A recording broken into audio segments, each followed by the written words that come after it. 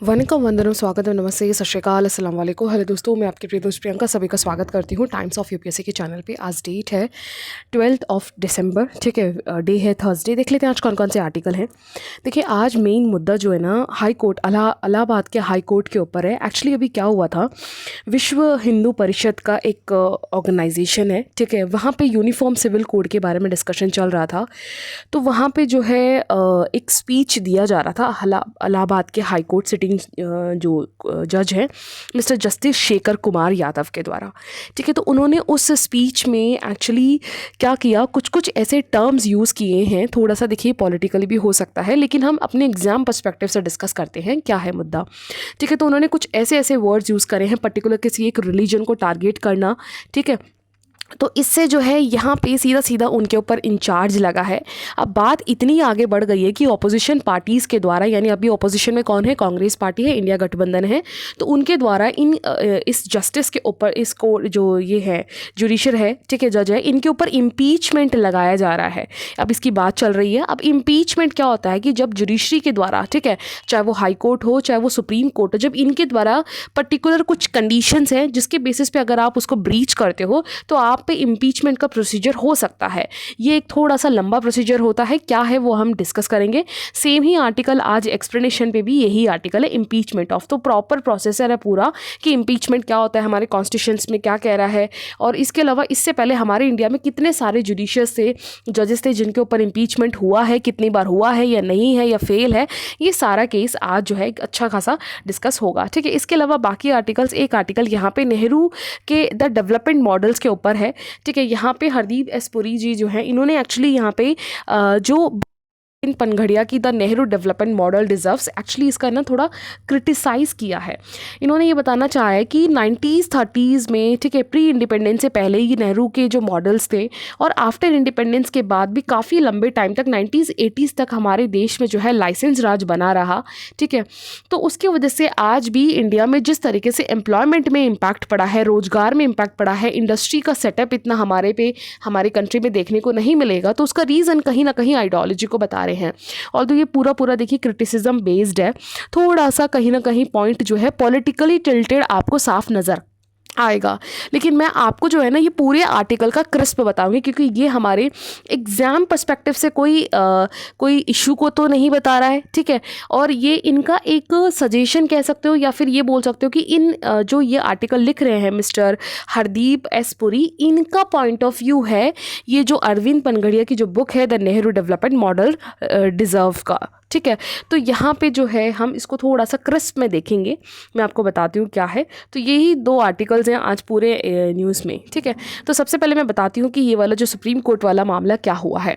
देखिए, एक्चुअली क्या हुआ था कि विश्व हिंदू परिषद जो है, यहाँ पे यूनिफॉर्म सिविल कोड्स की बात चल रही थी। और आपको पता है लंबे टाइम से, क्योंकि जो हमारी ये बीजेपी गवर्नमेंट है, यानी जो एनडीए गवर्नमेंट है, ठीक है, इनके द्वारा पहले से 1980 से ही इस गवर्नमेंट के या इस पॉलिटिकल पार्टी का ये प्लेज है कि यूनिफॉर्म सिविल कोड लेके आना, राम मंदिर बनाना, ये इनके पॉलिटिकल पार्टी की आइडियोलॉजी थी, या फिर इन्होंने ये प्लेज ले रखा है कि अगर हम अब आएंगे सत्ता में तो ये करेंगे। ये ऐसे ही हर पार्टी का होता है, ना कि आप देख लो, आप स्टेट में भी देख लो, ठीक है। ये हमारे मतलब का नहीं है, ना हमें इससे मतलब है। तो क्या होता है कि जब अब यहाँ पे यूनिफॉर्म सिविल कोड पे भी जो है ये प्रोसीजर चल रहा था, तो ये विश्व हिंदू परिषद में भी जो है यहाँ इलाहाबाद हाई कोर्ट के जज थे। तो इन्होंने अपनी स्पीच में क्या किया, यहाँ पे स्पीच देते टाइम इन्होंने ना कुछ ऐसे टर्म्स यूज़ किए जैसे हम, आप, हमारी गीता, आपका कुरान।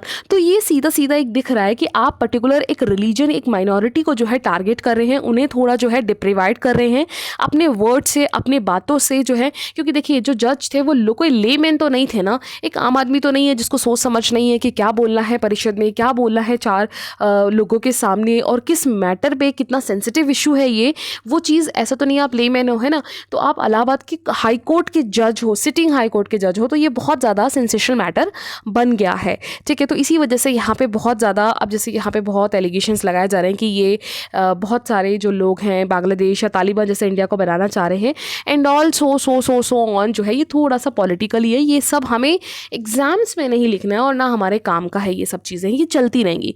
लेकिन जो एग्ज़ाम के लिए काम का है वो है हमारा इम्पीचमेंट। अब क्या हुआ भाई, अब उन्होंने, जज ने बोल दिया, तो इससे क्या, अब देखिए भाई, अपोजिशन अपोजिशन खाली नहीं बैठेगी। अपोजिशन इंडिया के गठबंधन ने क्या किया कि जो इलाहाबाद हाईकोर्ट के जज है मिस्टर जस्टिस शेखर कुमार, जिन्होंने ये सब यूज़ किए हैं वर्ड्स, उनके ऊपर जो है अगेंस्ट इम्पीचमेंट लाने की बात चल रही है। ठीक है, तो अब इम्पीचमेंट के लिए क्या करना होगा, जो इंडिया गठबंधन जो है यानी कांग्रेस की जो गवर्नमेंट है अभी अपोजिशन में, उन्हें उनके में से अभी कम से कम 38 जो है अलग अलग एमपीज़ हैं। ठीक है, उन्हें साइन करना होगा। स्पेशली यहाँ पे जो है 85 एमपीज़ अपर हाउस में। ठीक है, और यहाँ पे जो है अब ये 85 है जो साइन करें, उसके बाद जो नियरली आपको पिटिशन देने के लिए भी, क्योंकि क्या होता है कि जब आप इम्पीचमेंट लाने की बात कर रहे हो ना, तो सबसे पहले आपको सहमति लेनी होती है, एग्री लेना होता है कि आप इम्पीचमेंट लाने के लिए रेडी हो क्या, फलाना फलाना यानी हाई कोर्ट के इस जज पे या सुप्रीम कोर्ट के इस जज पे। ठीक है, उसके बाद ही सारा प्रोसीजर्स होगा। तो अब बात आ जाती है कि भैया इम्पीचमेंट प्रोसेस होता क्या है, क्या ये हमारे कॉन्स्टिट्यूशन में कौन से आर्टिकल में मेंशन है। तो ये हमारे सुप्रीम कोर्ट के द्वारा जो आर्टिकल 124 क्लॉज 4 है कॉन्स्टिट्यूशन का, उसमें मेंशन है। और आर्टिकल 218 ये भी बोलता है कि it is as well as apply with the जज ऑफ द हाई कोर्ट। 121(4) जो है ये आपके प्रोसेस है सुप्रीम कोर्ट के लिए, और 218 आपके हाई कोर्ट के जज के लिए है। ठीक है, तो अब अंडर 124(4) के अंदर क्या है, जज can be removed by parliament through a laid down procedure only by 2 grounds. यानी जो मैंने आपको बोला था कि दो कुछ कंडीशंस में होंगे, कुछ कंडीशंस में दो कौन कौन से हैं, एक तो है प्रूव्ड मिसबिहेवियर, दूसरा है इनकैपेसिटी। प्रूव्ड मिसबिहेवियर यानी जैसे फॉर एग्जांपल अभी जो ये जज वाला केस हुआ है, इनका नाम क्या, मैं मिस्टर यादव, क्या नाम था इनका, एक मिनट, शेखर कुमार यादव। हाँ, मिस्टर शेखर कुमार जो हैं इन्होंने मिसबिहेव किया है ना, इन्होंने पब्लिकली पर्टिकुलर एक रिलीजन को टारगेट किया है, कुछ ऐसे आप शब्द यूज़ किए हैं आपने, है ना, उनके सेंटिमेंट्स को आपने हर्ट किया है, तो यहाँ पे प्रूव्ड मिसबिहेवियर हो गया। दूसरा इनकैपेसिटी में क्या होता है कि जैसे कुछ जजेस का क्या होता है कि अचानक से मेंटली डिसेबल हो जाते हैं, उन्हें कुछ प्रॉब्लम होती है, या उनका कुछ ऐसा ब्रेन जो है वो स्टक हो जाता है कि वो सही तरीके से काम नहीं करता, वो वर्क नहीं कर पाते हैं सही तरीके से, है ना। तो यहाँ पे इनकैपेसिटी किसी और फॉर्म में भी हो सकती है। ठीक है, तो इस वजह से जो है यहाँ पे इम्पीचमेंट लाया जाता है। और अगर हम बात करें यहाँ पे इम्पीचमेंट के लिए, तो देखिए क्या होता है, ऐसा नहीं है कि आपने इम्पीचमेंट अब ऑपोजिशन ने डिसाइड किया और उसने साइन किया अपनी एमपी से और सीधा इम्पीचमेंट लग गया, नहीं, ऐसा नहीं होता। इससे क्या होता है कि इससे पहले क्या होता है कि आपको जो है आपके लोअर हाउस और अपर हाउस दोनों यानी लोकसभा और राज्यसभा दोनों में जो है आपको मेजॉरिटी से पहली बात तो एक बिल पास करवाना होता है, या फिर आपको एक यहाँ पे साइन करवाना होता है। जैसे अगर आप राज्यसभा की बात करो या लोकसभा, दोनों में मेजॉरिटी ऑफ मेंबर्स हैं, सिटिंग्स में जो सिटिंग होंगे टोटल मेंबरशिप के, उसमें 2/3 ऑफ मेजॉरिटी यहाँ पे जो है आपको साइन करवाना होगा। उसके बाद ये प्रेसिडेंट के पास जाएगा। ठीक है, अगर आप जो है in the ground of misbehaviour या इनकैपेसिटी में अगर आप इम्पीचमेंट ला रहे हो। ठीक है, तो अब इसके बाद क्या होता है कि अब देख, चाहे वो सुप्रीम कोर्ट के जज के ऊपर इम्पीचमेंट हो या फिर हाई कोर्ट के जज के ऊपर हो, तो 2/3 of the present and voting Lok Sabha और राज्यसभा में साइन करना होगा। उसके बाद फेवर जो है 50% ऑफ टोटल मेंबरशिप जो है ईच हाउस में, वहाँ पे वोट करना होगा इन्हें। ठीक है, उसके बाद जो है ये प्रेसिडेंट के पास जाता है, प्रेसिडेंट फिर इसको आगे फर्दर साइन करके इसे पास कर देते हैं। ठीक है, इसका अलग अलग है प्रोसीजर्स। अगर आप 1 बाय 1 बात करोगे, अब देखिए सबसे पहले क्या होता है कि जैसे अभी इंडिया गठबंधन है, इनके ऑपोजिशन में ये लोग पहले एग्री करेंगे, साइन करेंगे। उसके बाद ये क्या होगा, ये लोकसभा राज्यसभा में जाने से पहले भी ना जज इंक्वायरी एक्ट 1968 बैठेगी पहले। ठीक है, अब उसके तहत जो है जज इंक्वायरी एक्ट 1968 के तहत क्या होगा, अंडर सेक्शन 3 में जो है इसमें इम्पीचमेंट के लिए पहले कम से कम लोकसभा से 100 लोगों के साइन और अपर हाउस में 50 लोगों के साइन होंगे। अब ये साइन होने के बाद क्या होगा कि ये जो जज इंक्वायरी एक्ट 1968 है ना, इसके तहत एक कमेटी बैठाई जाएगी 3 लोगों की। वो कमेटी ये सारी जांच करेगी कि जो जज है ये मिस्टर जो यादव है, इन्होंने जो जो वर्ड्स यूज़ करे हैं, क्या इसका प्रूफ है, सच में इन्होंने ये बात बोली है या नहीं है, उसके पूरे एविडेंसेस, पूरे रिकॉर्ड्स, उन सबको जो है वो 3 मेंबर की जो कमेटी है वो कलेक्ट करेगी। ठीक है, कलेक्ट करने के बाद फिर वो उस चीज़ को लोकसभा और राज्यसभा में लाया जाएगा, फिर ये पास होगी बिल, जो मैंने बताया था आपको 2/3 ऑफ मेजॉरिटी के साथ। फिर उसके बाद ये प्रेसिडेंट को भेज दिया जाएगा। ठीक है, और जो कमेटी है उसमें क्या होगा, उसकी जो अगर कंपोजिशन की बात करें तो इसमें एक स्पीकर होंगे, एक चेयरपर्सन होंगे। ठीक है, जो हेड होगा इसका वो या तो सुप्रीम कोर्ट के जजेस हो सकते हैं, या सुप्रीम कोर्ट के चीफ जस्टिस हो सकते हैं, या फिर जो है chief justice of high court हो सकता है, या फिर कोई और पर्सन स्पीकर या चेयरमैन हो सकता है जो इस चीज़ पे सुनवाई करना चाह रहे हैं। ठीक है, और इसके बाद जो है देखिए, ऑल्दो ऐसा भी हुआ है कई बार कि जुडिशरी कमेटी बैठ गई, जुडिशरी कमेटी ने कहा कि हाँ ठीक है इसकी सुनवाई करते हैं, और लोकसभा में गया, इसके बाद ये कैंसिल आउट हो गया। क्योंकि ऐसे फॉर एग्जाम्पल 2011 में जो सुष्मिता सविता सौमित्रा सेन थी जस्टिस, उनके ऊपर ऐसा हुआ था कि ये फेल हो गया था, ठीक है, ये मोशन पास ही नहीं हुआ। ऐसे और भी जजेस है, मैं आपको आगे एग्जाम्पल बताऊंगी, ठीक है। इसके अलावा और भी जैसे कमिटीज़ है, यहाँ पे justice committee appointed V Ramaswami case के टाइम पे भी हुआ था, ठीक है, और बहुत सारे एग्जाम्पल्स है भी बताऊंगी। इसके अलावा कमेटी फाइंडिंग से अगर हम बात करते हैं कि देखिए जो मैंने कमेटी बताई थी 3 लोगों की मेंबर की कमेटी, ठीक है, उसमें चेयरपर्सन आपको पता है सुप्रीम कोर्ट के सीजीआई या जज या हाई कोर्ट के, ये सब हो सकते हैं। अब इनके द्वारा जो कमेटी बनी हुई है उन्होंने पूरा जांचा परखा, प्रूफ्स देके, और अगर ऐसा लगा कि भैया नहीं जो ये इंसान है, जो भी जज है, ये मिस्टर है ना, इन्होंने सही तरीके से मतलब इन्होंने नहीं गलती करी है, इन पर कोई गलती नहीं है, तो क्या होगा कि वो जो बिल है वो कैंसिल आउट हो जाएगा, ये बात फिर आगे नहीं बढ़ेगी, ठीक है। और अगर ऐसा हुआ कि ये जो है इस केस में अगर ये गिल्टी पाए गए with the proof with the evidence, तो फिर ये मामला जो है आगे फिर प्रॉपर जो पार्लियामेंट है उसके आगे प्रोसीजर्स में आगे बढ़ा दिया जाएगा, ठीक है। फिर उसके बाद वही है कि 2/3 ऑफ द प्रेजेंट, जैसे प्रेजेंट मान लीजिए 200 लोग प्रेजेंट है और इसमें से वोटिंग कितने करना चाह रहे हैं उसका 2/3 होना चाहिए आपके लोकसभा और राज्यसभा दोनों में भी, ठीक है। मेजोरिटी जो है साइन करने चाहिए, दैट मीन्स 50% तो आपका होना ही होना चाहिए। तो उसके बाद जो है फिर ये आगे प्रेसिडेंट के पास दिया जाएगा, प्रेसिडेंट साइन करके इसे आगे पास कर देंगे। अब देखिए यहाँ पे 6 बार ऐसा हुआ है कि इंपीचमेंट का प्रोसेस आफ्टर इंडिपेंडेंस हमने ट्राई किया, तो प्लीज़ ये फैक्ट याद रखिएगा, स्टेटमेंट आ जाएगा सीधा जैसे इस बार 2024 में डीलिमिटेशन कमीशन का आया था कि क्या डीलिमिटेशन कमीशन जो है कितनी बार बनी है, तो ऐसे ही इंपीचमेंट में आ जाएगा 6 बार ट्राई हो चुका है, लेकिन एक बार भी ऐसा नहीं हुआ कि किसी भी सुप्रीम कोर्ट या हाई कोर्ट के जज पे इंपीचमेंट पास हो गया हो, ठीक है।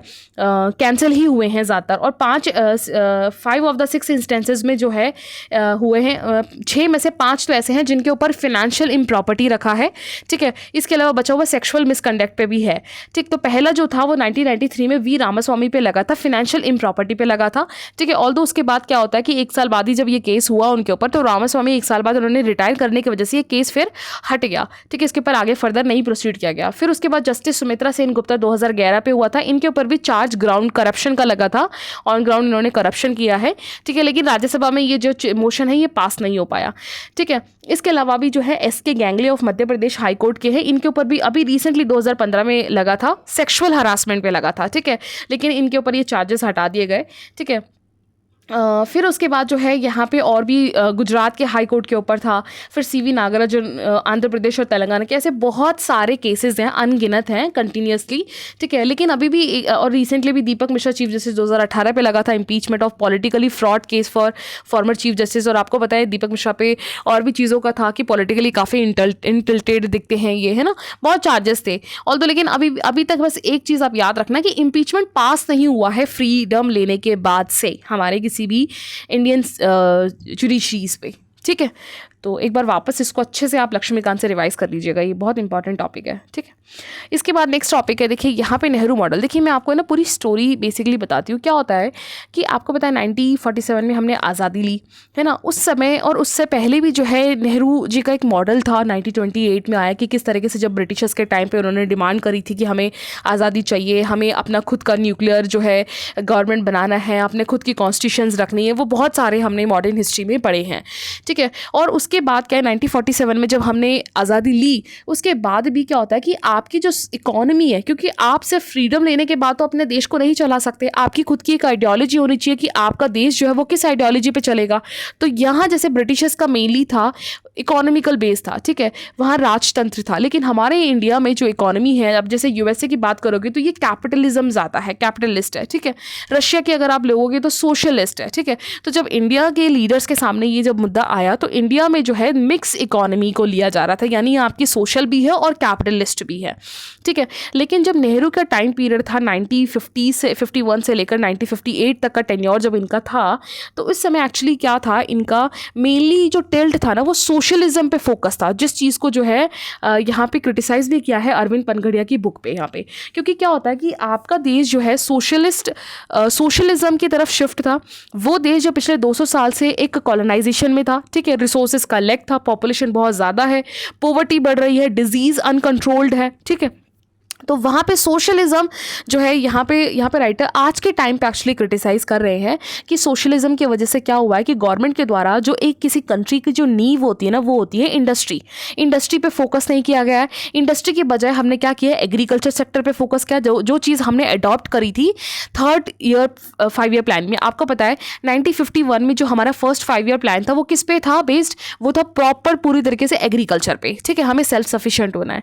उसके बाद 1955 बाद जो हमारा सेकेंड 5 ईयर प्लान आया उसमें हमने किस पे फोकस किया, हमने फोकस किया इंडस्ट्री पे। लेकिन हुआ क्या हमारे साथ, हमारी इंडस्ट्री की जो ग्रोथ है वो बिल्कुल ही डाउनफॉल हो गई। क्यों? हमारे पास बेसिक इंफ्रा नहीं था, हमारे पास इतने कैपिटल नहीं थे, जिसकी वजह से फर्दर गवर्नमेंट ने थर्ड टर्म पे क्या किया, इसको सेकेंड इंडस्ट्री को छोड़ के वापस हम एग्रीकल्चर पे शिफ्ट हो गए। तो यहाँ ये जो गलती है ना, उसके बाद फिर आपको पता है 1960 के बाद से 62 64 तक है ना, नियरली 68 तक हमारे वॉर हुए पाकिस्तान के साथ, चाइना के साथ बहुत वॉर। फिर उसके बाद 1970 का दौर चला तो इमरजेंसी का पीरियड चला, है ना। तो इसकी वजह से क्या हुआ, कंटिन्यूसली कम से कम 5-6 5 ईयर प्लानिंग तक ना हम इंडस्ट्री पे उतना फोकस कर ही नहीं पाए, है ना। और वही मॉडल कंटिन्यू चलता रहा आगे की गवर्नमेंट से। तो इसी चीज़ को यहाँ पे राइटर जो है क्रिटिसाइज कर रहे हैं। और ऊपर से इन्होंने ये भी बोला है कि जब नेहरू का मॉडल था, एक्चुअली इसने नेहरू मॉडल को फोकस किस पे किया था, इंडस्ट्री पे किया था। क्योंकि सेकेंड 5 ईयर प्लानिंग तो आपकी पूरी है ना कि हमें सेल्फ सफिशिएंट होना है इंडस्ट्रीज़ में। अगर हमारा एग्रीकल्चर हो गया है, हमने जितना टारगेट रखा था 5 ईयर प्लानिंग में उतना ही हमने अचीव किया, है ना। आपको पता होगा कि एक टारगेट गोल होता है, एक अचीवेबल गोल होता है 5 ईयर प्लानिंग्स, अगर आपने पढ़ी हो तो, है ना। और नहीं पढ़ी तो प्लीज़ बेसिक एनसीईआरटीज़ में आपको मिल जाएगा, एक बार रिवाइज कर लीजिएगा, ठीक है। तो सेम सेकेंडरी में सेकेंड 5 ईयर प्लान में हमारा फेलियर रहा इंडस्ट्रीज़ का। ऑल्दो यहाँ पे राइटर ये क्रिटिसाइज़ कर रहे हैं कि हमने इंडस्ट्री, जब हमारा सेकेंड 5 ईयर प्लान था, इंडस्ट्री हमारी हैवी इंडस्ट्री पे फोकस, क्योंकि नेहरू के मॉडल का ये मानना था कि अगर हम हैवी इंडस्ट्रीज़ पे फोकस करेंगे तो ये हमें ज़्यादा एम्प्लॉयमेंट नहीं देगा, हमें इससे ज़्यादा फोकस करना चाहिए कॉटेज इंडस्ट्री पे, जो एग्रीकल्चर बेस्ड इंडस्ट्रीज़ होती है उन पे फोकस करना चाहिए। क्योंकि उस समय की जो हमारी पॉपुलेशन थी वो 70 से 80% एग्रीकल्चर बेस्ड थी। अगर हमने इसको ही इंडस्ट्री बनाया तो ये ज़्यादा लोगों को रोज़गार देगा रेदर देन हमें हैवी इंडस्ट्री से, ठीक है। तो लेकिन राइटर यहाँ पे जो है क्रिटिसाइज़ कर रहे हैं, उसकी वजह से क्या हुआ कि आपकी जो इकोनॉमी है वो बिल्कुल ही चेंज हो गई है। आपका फोकस जो है एक्सपांशन वो प्राइवेट सेक्टर की बजाय जो है लाइसेंस राज पे रहा, इंपोर्ट लाइसेंस, टैरिफ लाइसेंस। आपको पता है 1980 तक भी जो है नियरली हमारा गवर्नमेंट पूरी तरीके से ब्यूरोक्रेसी से भरा हुआ था। लाइसेंस हर चीज़ में, ईज ऑफ डूइंग बिजनेस इतना ईजी नहीं था, बाहर से इन्वेंशन नहीं आते थे, बाहर से इन्वेस्टमेंट नहीं होता था, क्लोज्ड इकोनॉमी थी आपकी। 1991 के बाद से तो नरसिम्हा की सरकार के टाइम पे तो हमने LPG को अडॉप्ट किया, ठीक है। तो इसकी वजह से क्या हुआ है कि आज भी हमारी जो इकोनॉमी की ग्रोथ है वो बहुत ही अलग है, ठीक है। तो इसी चीज़ को जो है ओवरऑल यहाँ पे बताया गया कि मनमोहन सिंह का जो अभी उस समय जब फाइनेंशियल मिनिस्ट्री थे उनके उस समय क्या था, इसके अलावा यहाँ पे GDP की ग्रोथ क्या थी। तो ये सारी चीज़ें हैं। ऑल्दो ये बहुत एक बेसिक हिस्ट्री है जो आपने इकोनॉमी को पढ़ते टाइम, आपने फ्रीडम के बाद जो पोस्ट इंडिपेंडेंस वो पढ़ते हो, इकोनॉमी पढ़ते हो, हिस्ट्री पढ़ते हो, तो ये सब चीज़ें आपको पता होगी बेसिक मोटा। एग्जाम में देखिए इससे सीधा क्वेश्चन कभी नहीं आने वाला, लेकिन हाँ आपको जो है एक आइडिया होना चाहिए कि हमारी इकोनॉमी जो आज क्राइसिस फेस कर रही है, जैसे आज हम कह रहे हैं भैया हमारे देश में 47% अनएम्प्लॉयमेंट है। आप खुद सोचिए ना, 47% एम्प्लॉयमेंट आज का रिजल्ट नहीं है, ये पहले का इन्वेस्टमेंट का रिजल्ट है। आज जैसे आपने मान लीजिए हमारे देश में नियरली 40 करोड़ लोग गरीबी से थे, आज कम से कम 10 करोड़ या 11 करोड़ के आसपास गरीब लोग हैं जिनको 3 टाइम का खाना नहीं मिल रहा। हमने 40 से इसको 11 करोड़ कर दिया है लेटेस्ट WHO के डेटा के अकॉर्डिंग, ठीक है। लेकिन इस जर्नी को पार करने के लिए हमें कई साल लगे, है ना। तो वैसे ही जो है अब इंडस्ट्री पे हमने फोकस नहीं किया, लेकिन हमें करना ज़रूरी है। और ये अभी जो रिसेंट की इंडिया गवर्नमेंट है ये इस चीज़ पे फोकस कर रही है कि smart India, stand up India, ठीक है। लेकिन वही बात है ना, नींव कमज़ोर है। मैंने जैसे आपको कल भी एक डेटा बताया कि हमारी इंडस्ट्री में 18% ही GDP का कॉन्ट्रीब्यूशन है इंडस्ट्री में। वहीं चाइना में देखोगे तो वो 30% 40% के आसपास है, 35-32% USA की है। इंडस्ट्री बहुत बड़ा रोल प्ले करती है, जो चीज़ हमारी इकोनॉमी आज भी लैक कर रही है, जिसकी वजह से आज यंगस्टर्स गवर्नमेंट के एग्जाम्स में फंसे हुए हैं, या फिर सेल्फ एम्प्लॉयमेंट अगर छोटे मोटे, जैसे कल परसों हमने एक आर्टिकल डिस्कस किया था सेल्फ एम्प्लॉयमेंट, जिसमें छोटे छोटे स्ट्रीट वेंडर्स होते हैं, छोटे पान की दुकान, कोई भी छोटे टपरी, कोई भी पकौड़ा, कोई भी जो सेल्फ एम्प्लॉयमेंट खुद ही इन्वेस्ट कर रहा है, खुद ही रिस्क उठा रहा है, वो सेल्फ एम्प्लॉयमेंट के पास कोई अपॉर्चुनिटी नहीं होती, क्योंकि उसके पास लैक ऑफ फंड होता है, उसके पास जो है स्किल नहीं होती है वो उसको और एक्सपैंड करे, है ना। तो ये सारे जो रीज़न हैं, कहीं ना कहीं हमारे पास अभी भी इंडस्ट्री के लिए बहुत बड़ा सेटअप नहीं है, है, इसका इंफ्रा नहीं है, जिसे चेंज करने की बहुत ज़्यादा ज़रूरत है। तो ओवरऑल इस आर्टिकल का यही मोटिव है। ऑल्दो यहाँ पे बहुत ज़्यादा क्रिटिसिज्म ज़्यादा है, हम एग्जाम में इसको इतना तो नहीं लिख सकते, लेकिन हाँ मोल्ड करके लिख सकते हैं क्योंकि देखिए क्या होता है कि ये आज से 50-60 साल की बात कर रहे हैं, पहले की बात कर रहे हैं। वो उस समय का अगर जैसे आज अगर आप नज़रिए से नेहरू के मॉडल को देखोगे तो डेफिनेटली 100% आपको गलत लगेगा, लेकिन आप उस समय के दौर पे रहते ना 1950s में, जहाँ आपके पॉवर्टी 50-50 करोड़ की जनता को एक टाइम का खाना नहीं मिल रहा, चावल नहीं मिल रहे हैं या रोटी नहीं मिल रही है, तो वहाँ आपको इंडस्ट्री नहीं दिखेगी, वहाँ आपको एग्रीकल्चर ही दिखेगा कि भैया पहले मुझे पेट पालना है अपने लोगों का, है ना। तो ये चीज़ें हैं। तो ओवरऑल ये आर्टिकल था, ठीक है। तो थैंक यू।